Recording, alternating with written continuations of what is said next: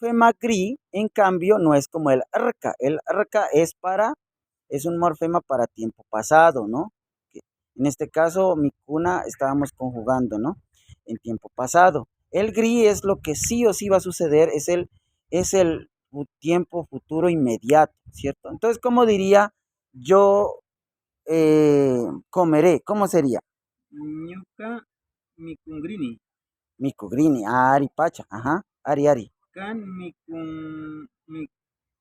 Ku, gri, grinki. ajá, kan micogringi, ajá, ¿qué más? Kinki Kikin, kikin mikungrinki. micogringi, ajá, micogringi, ajá, Pai mikungrin. pai micogrin, ajá, Pai micogrin, mikungrin. ajá, ñucanchi Ñukanchi nosotros, ajá, ñucanchi, mikungrinchi. micogrinchi, Mikungrinchi. nosotros comeremos, pero ya mismo, ¿no? Está hablando de tiempo inmediato, ¿qué más? Ñukanchi mikungrinchi. Micogrinchi, ajá, Y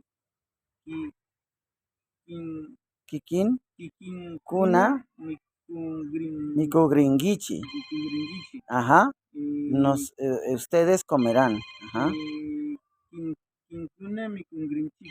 micogrinchi, ajá, kuna, Paykuna micogrin, mikungrinkuna. micogrincuna, ustedes comerán, Pay mikungrinkuna. micogrincuna, ajá, muy bien, ellos comerán. Alipacha, Machi, alipacha. Chupaychani. Aquí hablamos con Luis Machi sobre el tiempo presente inmediato, que es con el morfema gri. Yupaychani.